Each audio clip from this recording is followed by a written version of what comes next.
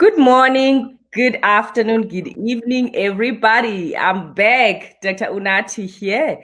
Today, I'm coming back with your usual faces here. You know Dr. Sola. If you guys don't know Dr. Sola, I'm going to introduce him to you guys shortly. But before I do that, this week was my birthday. I turned 40. And please stay till the end. There you go. Stay till the end because I have 40 giveaways. So you don't want to miss them. Please stay till the end. I've been thinking about this year, Dr. Stoller. We've been talking about this also in the background, how 2021 we could probably change our mindset and basically adjust and adapt to this new 2021 and also to this new life that was given to us last year. And I think a lot of people are still saying, I can't wait for the normal. There will never be any normal. This is our new normal. So today, today I'm bringing you to kind of empower our kings, because I think a lot of times we tend to forget about our men. So today I'm bringing Dr. Sola. Before we start, I'm going to introduce again Dr. Sola. Dr. Sola is our regular face here. If you don't know him, he is the Chief Executive Officer of Grace Insight. It's a big company in UK and Nigeria. He works with companies, corporate, and actually private, and basically every organization willing to improve their mental health state. And of course, he looks at holistic person. You know, a lot of times we tend to focus on the disease. His company is quite unique. He looks at a person holistically. I'm so grateful for what you do and your team, Dr. Sola. Thank you. Thank you. Thank you so much. He's actually a psychiatrist in the UK. He works in the UK and in Nigeria, as I mentioned before. He's also a forensic medicine specialist. Thank you so much for coming along today. Happy New Year. Welcome. Thank you. Thank you. Today we're actually talking about a topic that is very close to my heart, depression in men. I love this topic because I feel that our men in the world, they are so affected by depression, but not many people talk about it, more especially in terms of going deeper and helping our men. If you look at the stats out there, who is mostly in jail, who is mostly involved in GBV, who's also committing suicide, homicides, it's mostly men. And all the societies they complain about men. But what do we do to empower men? Today, we're going to soon find out from Dr. Sola. He's going to empower us. And I'm so happy there's many people coming in. Thank you so much. Join in, share, and invite more friends and families. Today, we're going to talk about depression in men. And I'm hoping we're going to leave transformed. More than anything, we're going to leave with a different perspective of looking at men at a deeper level. Dr. Sola, I know that you have goodies for us. Tell us, a lot of times people don't realize that they are depressed, more especially men. As you know, they kind of sometimes present differently. Do you want to share with us today, what is depression in men? Because sometimes people downplay their symptoms. They don't realize they are depressed. I would like us to actually, you take us through that on that. Okay, thank you very much. Thank you. It's a pleasure to be here. And you know that every time you've asked to come, I don't even think about it twice, because I know there's still a lot to be done in terms of mental and emotional well-being in Nigeria, Africa as a whole, and the world at large. And even considering the last year we've all experienced, cases of mental illness and emotional problem are rapidly on the rise.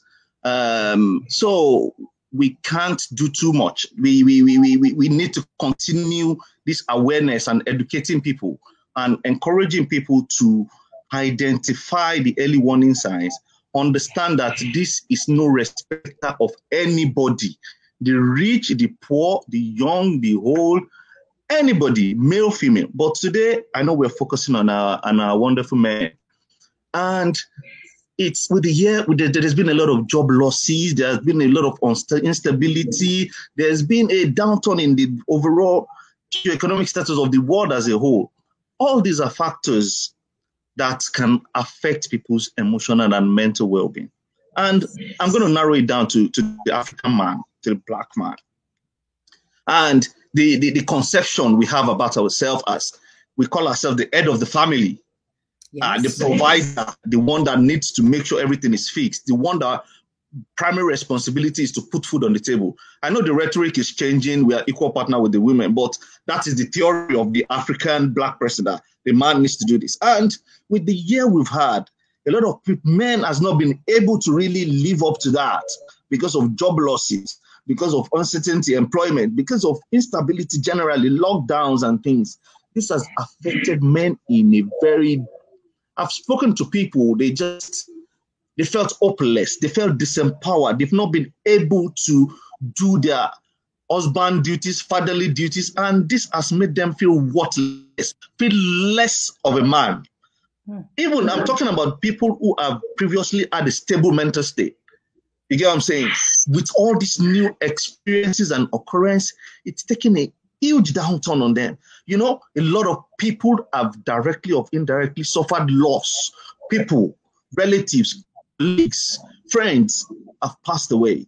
And this has put a whole new perspective into how people are thinking about their lives, what is important, what is the real essence of life. And this has gradually tilted a lot of people towards going into depression. So today, it's a bit of a shift from what I would normally talk about our depression, which is standard persistent low mood of 2 weeks or more. And but now things are changing, and we need to constantly be reviewing and be dealing with the latest evidence. You know, you see a young man who's out of job, you need to look at depression might be something down the line happening.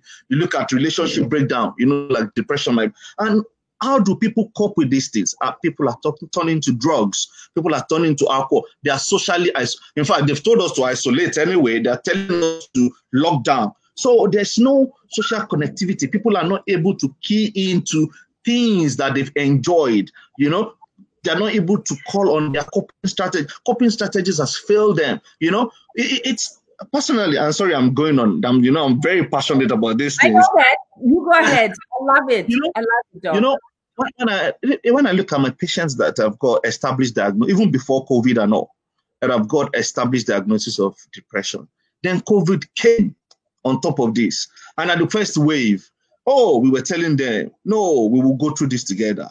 We are in this together. This is just a phase, it will pass. You know, let's key into our relationship.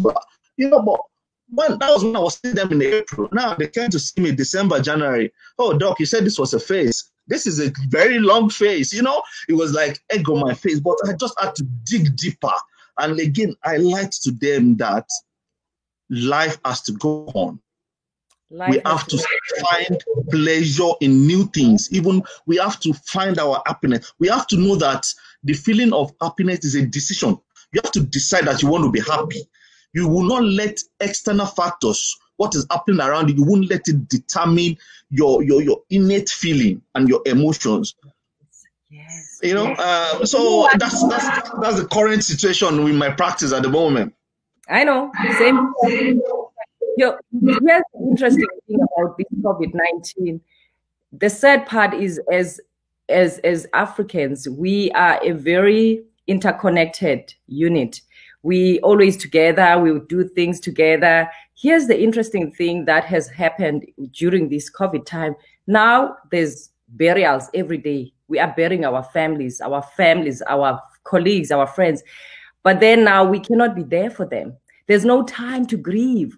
There's no time to grieve. Now, like you said, people who were previously well emotionally, how do you not get depressed in this state? Because you are burying your mother this weekend, and then the following weekend it's a brother. Like, I mean, I've had families telling me that they've lost 3 members of the family within 2 months. How do they cope in that? So tell me, Doc, what must people do at this point? Like you were saying, your patients are asking you. You said we must keep going. How do we hold on to? We are here in this together. So this is how I normally start with and I say, at the beginning, to a lot of people, these were just numbers of deaths and how. But these numbers are turning to faces, are turning to people you know, people that are close to you. So how are we meant to, a lot of people, their coping strategies are failing them. But again, we need to stay grounded and reflect. We need to stay grounded and reflect. I just tell them that, okay, look at where your life was pre-2020. Look at 2019, for example. What did you used to enjoy? What were the things that was important to you? What was that thing, that huge protective factor that you felt was still worth fighting for? And then look at now. Try to identify those things. Journaling. Be grateful. Count little victories. Celebrate little things. The fact that we are still here, we still have a roof over our head, is worth thanking enough. We are not better than people that are no longer here, but the fact that we are here, that means we still have a purpose.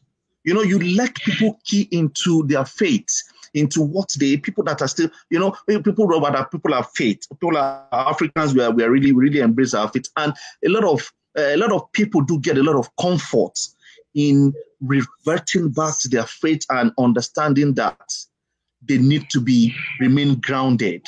They need to remain grounded. Okay, then I go a step further and tell them that what is the option available? The option to you is for you to start getting worried and become anxious. And then on top of this, you develop anxiety or you develop high blood pressure and physical health things.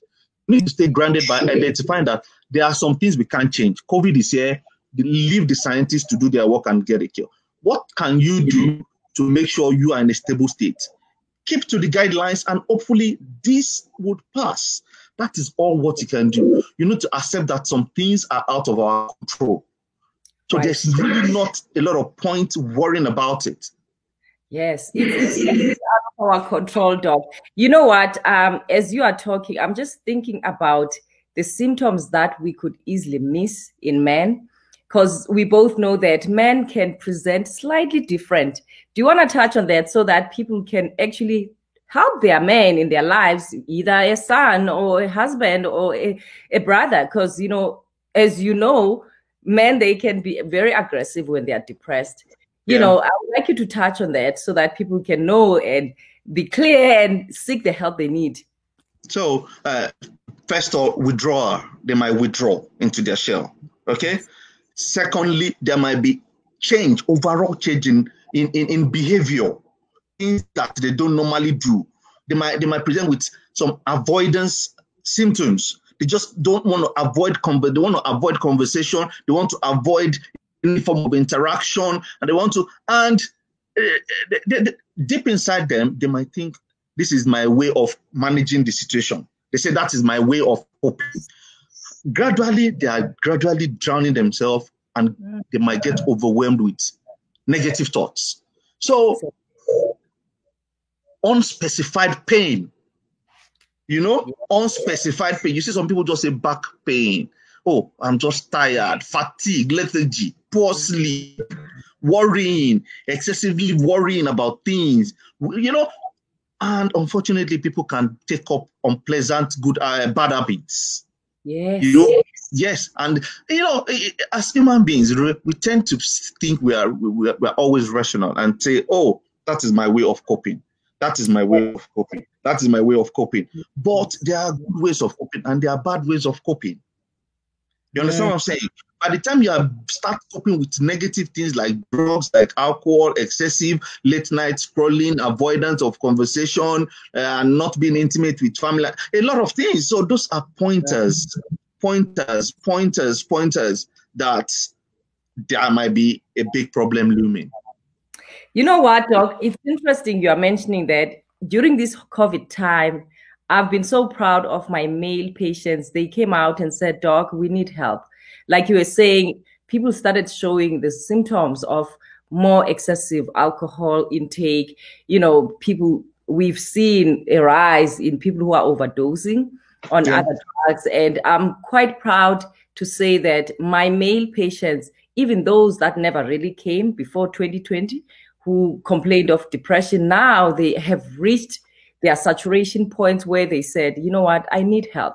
So somehow when we look at this 2020 and COVID-19, what it did to us, we could actually look at it positively, that it has pushed men from their comfort zone to kind of come out and say, "Hey, I need help." So I've been very proud of them. When I look at the stats, more men, of course, women, they're always able to kind of come initially, like when things are starting. Men, you tend to downplay your symptoms. So I'm very proud to say I've seen quite a rise of men seeking out help. And also, I'm proud of what's happening in the world, the organizations. There's a lot of organizations now talking about mental health, which I think is going to help us Black people to also own our emotions. Why is it that in the Black communities, we always feel like we are strong? This is also in women. Women, we also kind of keep going. Me, as a Black female physician, sometimes I kind of catch myself going to work while I'm feeling unwell. And I'm like, why am I going to work? I'm not well. How much more for a man? Really? Where is this coming from? Yeah, so I can tell you 100%. So growing up in Nigeria, we were trained, we were used to not talking about emotions.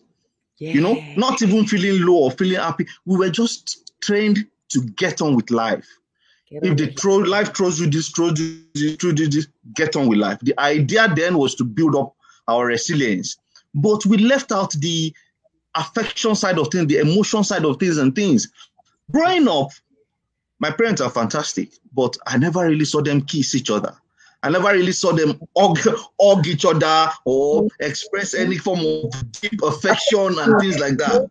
You get, and then transcend. I tend to look at, maybe this is an abomination. Maybe they're not meant to really kiss, or or they're not really meant to, or maybe they're not really meant to talk about emotions. And that is what fed into me. And a few times that I've probably said, "Oh, someone had called me this name in school or done this," and they will look at you with funny that they called you that name. Did you call your own back, or what was the big deal? You know, that has been the way we've been growing up. Now it's time we're just trying to change the rhetoric, but it's not going to be a day's job. So the idea is that our baseline is that we don't talk about it. You get on with it, and you know what? If you now talk about it, you will now see the person that will say, is that what you are going through? Your own is small. You don't know what I'm going through. So there is a culture of people downplaying people's emotions and symptoms. So that culture, that stigma, we need to bin it. There's no award for the person that has the most problem or for the person that... Exactly. Wow, there is no award, less. Pain is pain. Exactly. And it has to be validated. You have to hear anybody tells you, so you don't tell people feeling low that they need to get on with it, or they're saying feeling suicidal, you need to say, don't be a coward. No, you've not walked that person's shoes. You've not experienced what they have experienced. If you don't have anything nice to say, you keep quiet and just say, just don't say anything. You get, so that is why, that is what has discouraged a lot of people from speaking out. Yes. You know? And again, you know, I said that we are very religious. A lot of us are at church, and I believe we are strong, we are workers in church or mosque or things like that. What will people think to say, oh, you that's something? Why you talk? You can't be talking about it. You are the one that is meant to be the motivational speaker. You are the one that is meant to be pumping people up and encouraging people. People must not see you to be crying. Yeah, you must not see you, you know. Exactly. So there's a self-perceived stigma, and there's a community stigma as a whole. Those are the things that prevent, and this has a bigger effect on men compared to women. So much. Because we have given ourselves that crown as edge of everything, you get. And then when we are not able to live up this thing, we won't be able to say that we need help, and then we'll be suffering it. And again, for men, there is the perception of the community perception of success. Yes, I would like you to touch on that. Before we do that, Doc, I want us to talk about men who are in positions that unfortunately cannot feel their emotions because of those positions. How many pastors we've had committed suicide? How many pastors committing suicide? Or how many pastors are involved in gender-based violence? Or homicides? You know, I would like you to touch on that, because a lot of times we tend as a people, or let me talk about us Black people, we tend to associate power with maybe wealth and is equals to all is well, which is not always the case. A lot of times those people are struggling. I've had people even in my communities like LinkedIn or like in the social handles, people will say to me, you know what, the status I have in the society Now it's going to be like, I'm weak to come up front and say I'm struggling. And this is not only Black men telling me this. This is across board. You know, you go ahead, Doc. I honestly would like you to talk about those places because there's a lot of depression there and people are not talking about it. Yes, absolutely. And what comes to my mind is the famous saying, the rich also cry. So that's, you said it at the beginning, mental illness is not respecter of anybody. The very rich, the very poor, the middle class, the powerful, the people, it is not respecter. But, you know, with all this high position and societal perception of success, there is some unwritten expectation that you are meant to be the Superman and all. And then we find ourselves as human beings in the position that I cannot now come down and seek for help. What would they think about me?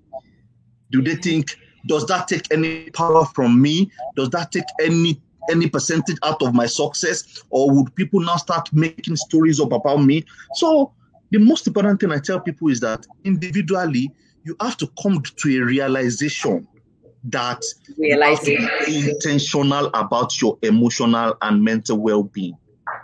Love it. You know, if you don't come to that realization, insight is zero. And I always say it's zero. It's zero. And I think we need to also learn as a people that how I feel, I need to feel that. It doesn't matter how the second person perceives it. I need to feel, this is how I feel. And actually, I would like us to challenge parents here who have boy children to let them be vulnerable. We need to stop naming them names, giving them names, how weak they are, if they are showing their emotions, because there's actually an image that is still clear in my mind I saw on social media where a mother spoke so harsh on the boy who was expressing his emotions at the time he was hurting. And then unfortunately, that boy closed right there. And then when these boys grow up or these men grow up, what happened? He's a closed, emotionless. He can't show affection to his partner, like you were saying before. We need to be mindful. And also as parents, we need to be mindful parents so that we can let our boy children live the same way as our girl children. We have the same emotional tanks. Right? Absolutely. Right. I'm just keen on what you've said about the male child, young, because these young guys are those that will go to become adults in future. And it is very, very important that parents give them that space to be able to express themselves, talk about things. If they want to cry, they should cry. If they want to talk. Because the flip side is if they shut them up or if they don't validate any of those feelings, they're going to lock up. And once they lock up, they are going to go and seek compassion. They're going to go and seek empathy, seek validation in the wrong places most times. In the wrong places. You know what? I remember working in the mental health unit in South Africa. I had a group of young men, like young boys, 15, 16, who were abusing the cannabis. The benzene. There was a popular drug in South Africa called benzene. I'm pretty sure it's still there. As we both know, a brain of a person matures at 25. So these kids, I could not conduct the classes I wanted to have with them because they were mentally not there. The cognition, they could not be there with me. And the sad part is, how do we reverse these things when they happen? So truly, we need to be mindful parents when we do all these things, because a lot of times now our children, there's phones that are available to text and find that little cure they could get from a friend who has the money to give them. So we need to be very careful. Doc, I would like us to actually talk about now when men and boys have all these issues, who do they talk to? Because sometimes men struggle even speaking about their emotions to their wives. They feel, like you said, sometimes it's the self-sabotage. Before they even talk about it to their spouses, they don't talk about it because they've already had those negative thoughts against themselves. And then, of course, there's a spouse that will also mock them sometimes. Not all the time. Who do they talk to? Where can they be vulnerable? Okay, thank you very much. I will answer this second, but I remember something when we were talking about the last point, when we were talking about the addiction and drug abuse part. I'm sure a few people might be wondering that, the topic is depression and why did we drift into drug abuse? I just wanted to tell people that, who go into addiction and all these drugs, alcohol, excessive alcohol, they are trying to suppress a feeling. They are trying to numb their low mood. They are trying to, it is a coping strategy, negative coping strategy for people who might be experiencing low mood. And you hear that they say they want to drink away their sorrow. They want to numb one kind of feeling. So that is what tilts people. Depression could tilt men or women into addiction. So that is why they are so closely linked together. So imagine if someone that is saying, I want to drink away my sorrow. If he was identified at that time where he was sorrowful of feeling low mood and given appropriate intervention, then the individual would not go towards drinking. So back to your question, I just wanted to touch on that. Then go on to who did they speak to? Who is this trusted person? I normally say identify a trusted person. Now, who is very difficult? Who is there to trust? When you hear loads of stories, you hear a lot of things that have happened in various religious organizations. You hear a lot of things that have happened in the hostel, boarding school and things like that. Where is this safe place? I must say everything comes back and starts from the home. It has to be from the home. It has to be from the home. That home has to be a safe place, safe haven for young men and even adults. They should be able to be in that space that they'll be able to talk to their spouses and open up about every little thing or every big thing. And children also should be able to open up and talk about these things. So that place should be the first place. But saying that, I know that there are some people who are not as lucky as some who do not have that home. We need to have them in mind as well. There are some people who are either homeless or in foster carer or so they need to identify a person who they think is trusted in wherever setting they are and gradually open up to the person. People, it could be the if they have a welfare officer, a principal or whatever, an elderly person that I'm not saying it's 100% that we safeguard proof, but not talking is very, very dangerous. So people should try and identify a trusted person that they can speak to. And if you are an adult that is listening and say, if someone comes to tell me that I'm feeling low and I don't know what to say, what will I do? That's a valid question. We are saying talk to a trusted. Okay, what will I do? Well, for you that are listening, if you don't know what to do, first of all, showing of empathy is doing something. Listening attentively. Listen and let the person talk in a non-judgmental way. In fact, you have done 30% of good for the person. Yes, because you are letting that person to be vulnerable and to feel free to be himself, right? You know what, Doc? What you just mentioned is taking me back to yesterday's conference. We had a beautiful conference with the community in Ghana where we had a discussion on men's urogenital system, basically how to take care of it. And that's another thing we don't teach boys. No, we don't. Right? So it's something that we want to do every year. We want to start having these conversations in Africa. And we had one of the guest speakers, there was a man who had a history of surviving rape. This is another big giant we're not talking about as African people. A lot of young boys and men are living with an untold story of rape. And it's causing so much pain. It's causing so much grief inside them. They are not talking about it. They've never talked or never shared with their parents. And today we wonder why people, they are either addicted to drugs, like you said, or they are saying, I'm depressed, I don't know why. It's because they have this untold story. They've never shared. And it's interesting how this man said, after he told his story on BBC Africa, men from all over the world, CEOs, all levels of social class reached out to him and said, I have the same story.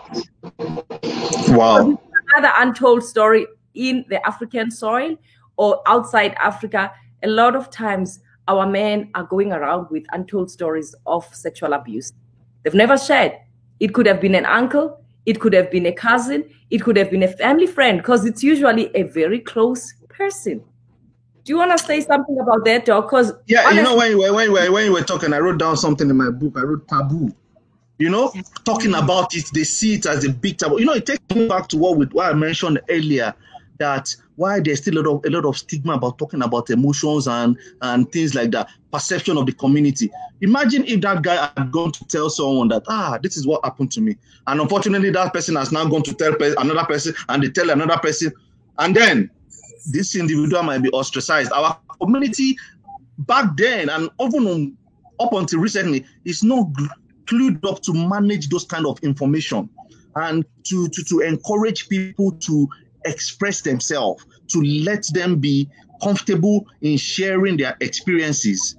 And there's another slang that goes up, man up. A lot of people say man up. You need to man up. Yes. And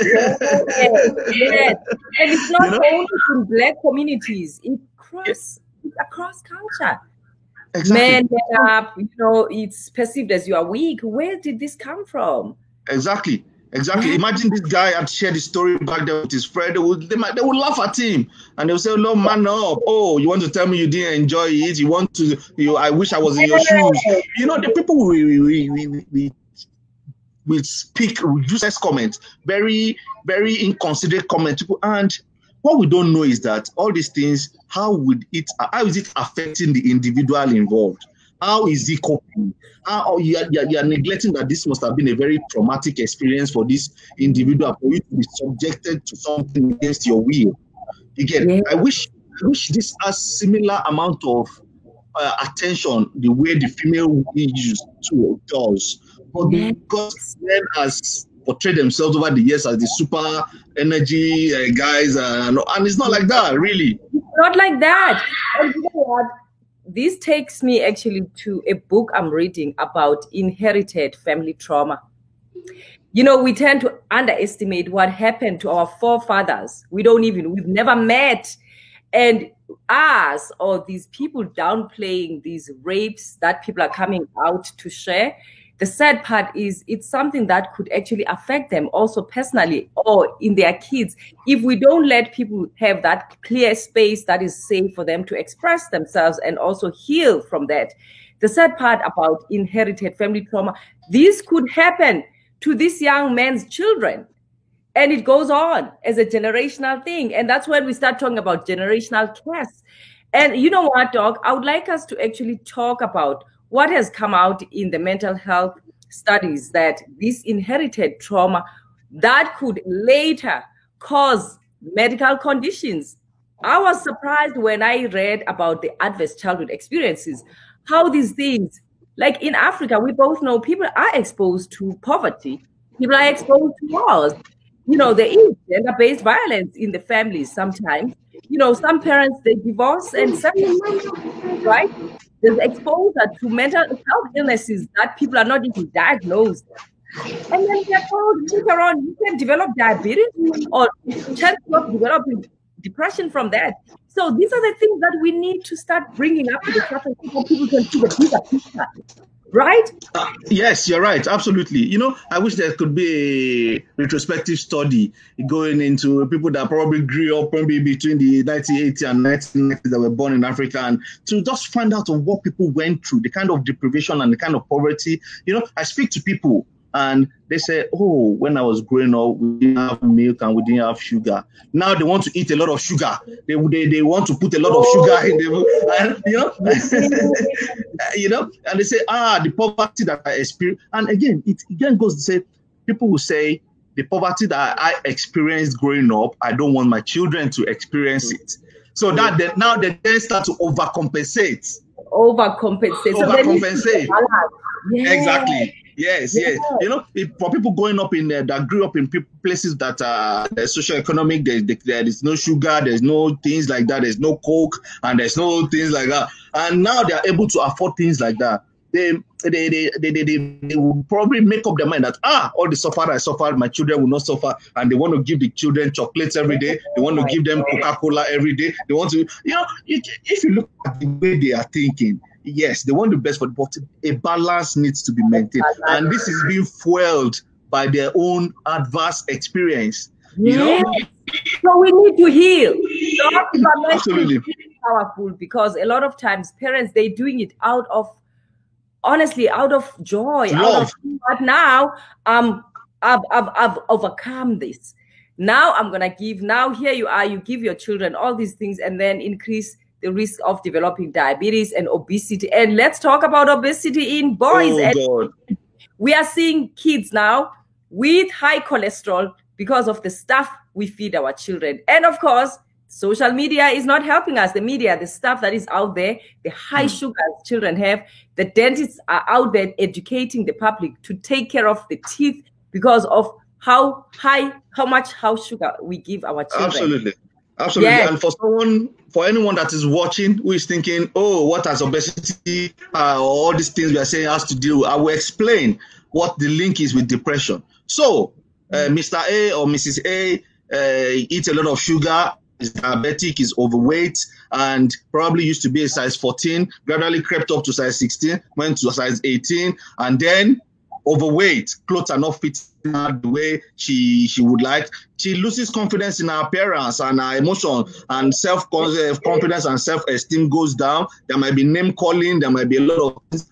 And all this would have effect on his or her mental state. So that is it.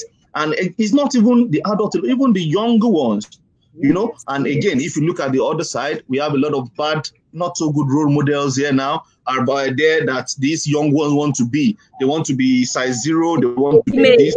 Yes. They're not able to meet up with that.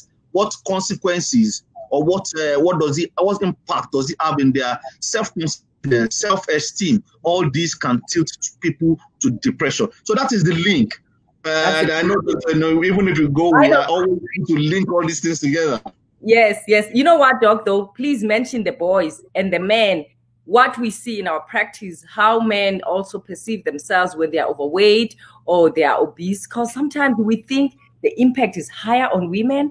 The men that come to me lately, I've been treating. And by the way, obesity, for viewers out there, obesity is treated now like, like any other illness. It's like high blood pressure, it's like diabetes. We literally treat it. If you have some weight issues, please go see your doctor. There are medications to treat overweight and obesity. We are starting to see men wanting to use the testosterones, those synthetic testosterones that are not good for their health because of how a man is perceived to be, right? We see a lot of pressure also for men, and that kind of takes them to depression. A lot of men, my patients that are taking all these steroids from outside prescriptions, they are saying it's because there's so much pressure out there. This is how a man is perceived to be looking, all cute, or how handsome is perceived by the world. It's not only women. It's sad. Men, like social media, like Instagram. I saw a latest article talking about how even men are getting depressed by looking at these men that are showed in the social media handles. You would think it's only women. It's also men affected. Absolutely, you're right. Absolutely, I can agree less. You see men even going for all this tummy talk and all these things now, just to make sure that they have the six-pack or they are. And again, don't forget the impact of obesity, diabetes on libido, and all those sexual functioning and inability. If you're not able to satisfy your partner sexually, how would that affect your mental state and your further perception of the ideal man? And how does that affect or link into stability in your relationship? So all these things, in fact, the physical health, mental, they are all interwoven. And weight, obesity, diabetes, they are very, very key things that could link people to becoming suicidal, very especially in the world of nowadays. Yes. You know what? I'm so happy you're mentioning this interconnection of these illnesses, because truly diabetes, and I always, when I share with my patients, any man who is 40 and above, unfortunately, as something that is inevitable, has a higher risk of developing erectile dysfunction. All we need to do is to educate the men in our lives, or our patients, or the people in our lives who are males, to make sure that they look after their health, making sure that you look after that weight, the diet you're eating, the exercise, and also paying attention to how you feel. Also, how you feel. It's important to go seek help when you feel these emotions. Doc, I know that we're talking about how to go about all these symptoms, and of course, we talked about also the causes. You want to also talk about the other causes that men need to pay attention to? Because I know that sometimes people don't even ask for a physical examination, and then when we catch like thyroid disease. Do you want to talk about other causes, please? All right. So there are other things that could make people low in their mood. So first, the commonest causes is when you have low blood level, you will be tired and you won't be motivated. You might just have symptoms that are similar to that of depression as well. And abnormal thyroid function for hypothyroidism particularly, it could make you lethargic and less motivated. And when you are tired, then all these things, all these similar symptoms, you will not be able to do what you normally do, or you normally enjoy. There might be problem with your sleep. Insomnia as well. People who are deliberately probably taking stimulants, Red Bulls and things. I'm not saying they're not good, but minimally, coffee and things excessively. This could lead into insomnia, and in the presence of insomnia, then you're just wide awake. You're not refreshing in the morning. You're not able to function. And again, when I talk about these things, I say a lot of people experience some symptoms and they still manage to cope. But when your day-to-day function is impacted, then it becomes a big problem. Yes. It becomes a very, very big problem. Some people say, "Oh, I just sleep for 4 hours." Oh, and they ask me, "Is that common?" Ideally, I would prefer you sleep in a bit more 6 hours. But if you think you function on 4 hours, then but once your day-to-day functioning becomes impacted on that 4 hours, and you don't make time to have some catch-up sleep and things like that, then you need to look into it. So yes, all these things are very, very, very, very important for anyone listening to us who might be feeling low in themselves, or feeling symptoms of poor appetite, lack of interest, not enjoying anything, poor sleep. Please speak to a professional today, your doctor, who will be able to check you out to rule out any physical causes first. And if there are no physical causes, then most likely it's a mental problem, and then you can get appropriate help promptly. Awesome. Thank you so much. And then, of course, I want us to know, how do we treat this? People are probably wondering that, okay, how do I get the help? What am I going to do next? Now I know about this. So help is readily available, depending on where you are. Okay, no, before I talk about availability of help, let me talk about what the help is. So for depression, the first line of treatment is psychological intervention, which we call therapy or counseling in the layman's language.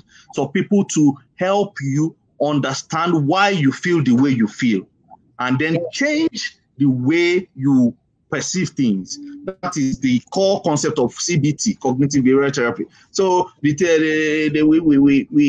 the background knowledge of understanding the fact that the way we think, feel, and behave is what predicates our day-to-day living. So psychological intervention, they are very, very useful. They are very, very effective, evidence-based. There are various types, and most people would get good outcome from that. And if that doesn't work, or if there's significant risk to self or others, or when there's increased suicidality and stuff like that, you might want to consider pharmacological intervention or combination of both antidepressants, and they are safe. And a lot of people ask that when you're using this medication, is it forever? No, it is not forever. For most people, just follow the advice of your doctor. Some people might just need to take it for 2 years, depending on how they cope. Some people 1 year, but the doctor needs to be reviewing it regularly. The advice is, do not stop any medication without doctor's advice. And also, before your medication is started, make sure that you go through advantages, disadvantages, possible side effects with your doctor, so that you make sure you're using the right one. They are very, very safe medications. There are a lot of medications that are prescribed regularly, so there should not be stigma. For people that have questions about medication as well, I tell them, why are you happy to take paracetamol and you don't want to take sertraline?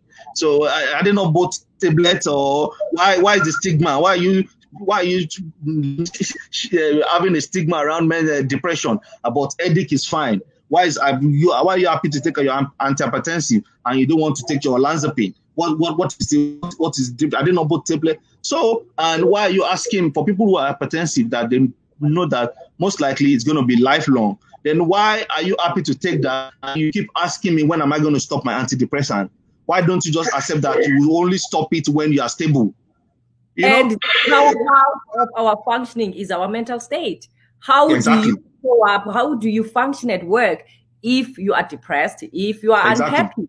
Because today we have people that are grumpy at work, that are mean towards other people at work because of how they feel inside. Because a lot of times there's a saying, when we are hurting, we hurt others. We're bleeding to people who never cut us.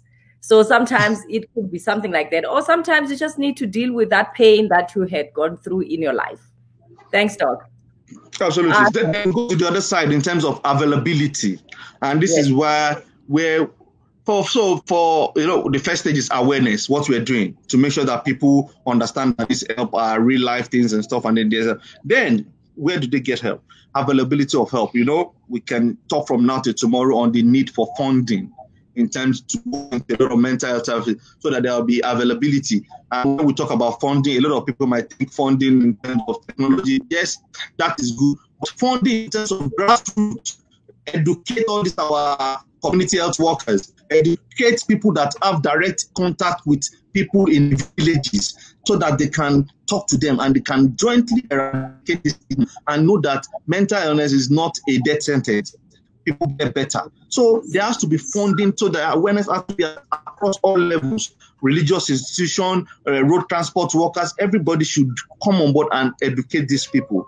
And then they will be able to, once they are aware that this is a problem, then insight is golden. Once there's insight, then is a step towards getting recovery. Then you can access your local support in your network. And Mr. President, you have a lot of work to do as well. Black mental health matters. We need to extend our coverage, our outreach to all these local places. I know it's good we're doing this online. What about in villages that don't have internet? Yes. Who is talking to them? You know what? It's actually part of what we are planning for the Black Mental Health Matters. Thank you so much for mentioning that, Doc. And with you being part of the team, we're going to do great things for our people. And like you said, we not only in this space, the people that need this more, they don't even have access to this. But we are hopeful that as we share this and as our viewers constantly come back here, they are learning and they are sharing. We are hoping that they are sharing with their loved ones at home. So thank you so much for mentioning that. Now, before we close, hey man, the time is going so fast. Wow. Doc, what nuggets can you give people here, our men who are struggling right now with depression, who are scared for living? Because a lot of times people who are depressed, they are scared to face tomorrow, right? And what can you tell also the families that are living with this man or this small child who has detached from enjoying life? What have you to give that person? Thank you very much. So first of all, we need to preach love and kindness. Yes. Love and kindness. Love and kindness at all levels. Just be kind to the next person because you do not know what their person is going through. Showing people kindness and love go a long way in giving them hope.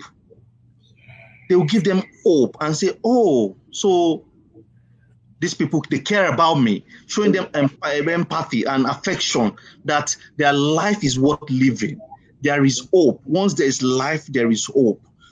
That gives people courage. And then also validating people, non-judgmental approach. Do not judge anybody.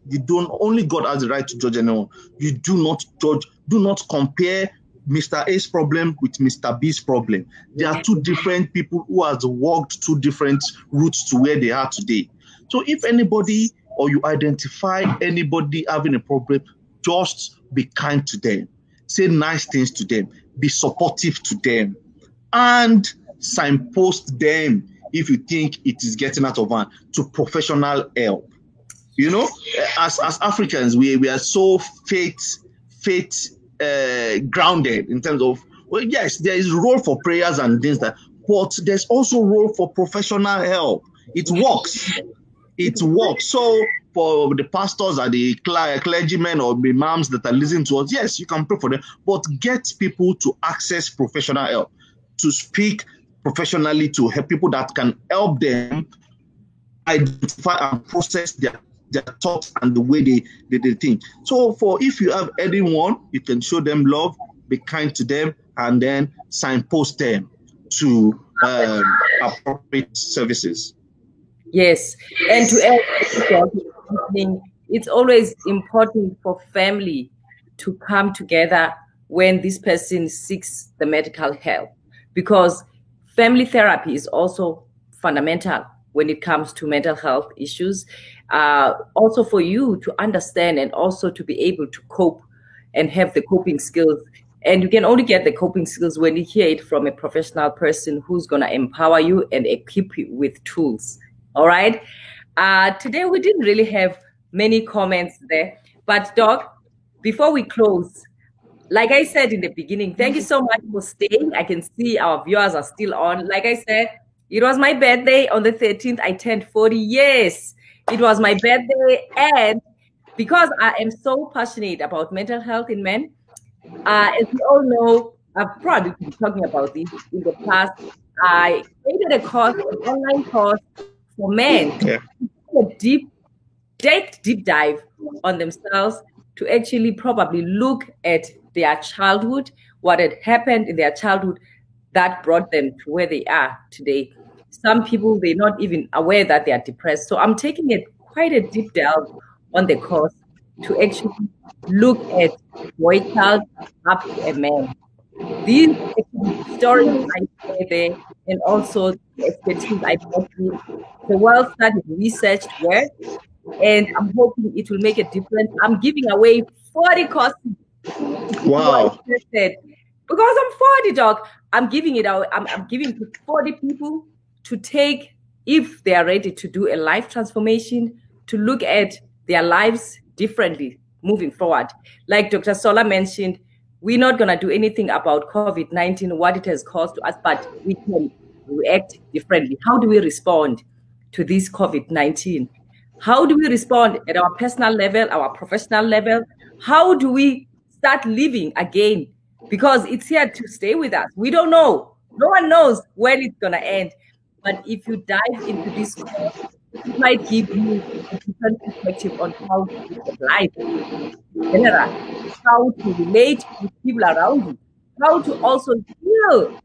This is actually a course to start the journey of healing, and also to give you an insight of what's been happening in your life. So if you are interested, I'm going to drop my email address. I'm giving 40. I'm not going to just drop the coupons here because I don't want people to miss. I want serious people who are looking for transformation. So I want you guys to email me. I'll be expecting 40 emails from you. First come, first serve. Like I said in the beginning, if you are looking for transformation, this course is for you. And if you are looking to look deep down in yourself and look inside yourself to heal, this course is for you. It has also changed my life as I was doing it. It was taking me back to my childhood stories. And in that process, I also had to deal with my own personal traumas, and I seek help. So this is a course that is for someone who is ready for transformation and growth. I'm going to drop my email address. And of course, we are always happy to see you guys here. Thank you so much for your loyalty, for coming back. We're going to bring these discussions to you. We love these heart-to-heart discussions. And as Dr. Sola mentioned that, I'm the new president of Black Mental Health Matters. We're going to take this to another level. We're going to start having in-person interactions. But of course, COVID-19 happened. But there's options like webinars where we could have different rooms and have these intimate discussions. We are all about change. So stay with us.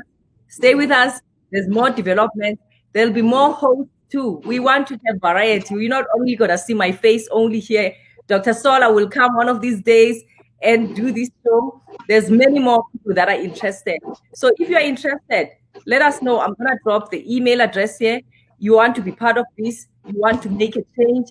Like Dr. Stoller mentioned, he said, what can you do? Like maybe it's about serving others. The greatest thing you can do for other people is to serve, because the person who does things for other people is the happiest. So maybe you want to start doing some work, bring it along. Maybe we have psychologists watching us here. We have probably psychiatrists watching us here, psych nurses. So please contact us so that we can work together. Thank you so much, Dr. Stoller, for your time. I bless you and your family, and of course our viewers at home. Thank you so much for coming and watching us. We're coming back here next week, same time, same place. Thank you. Bye. Goodbye. Bye.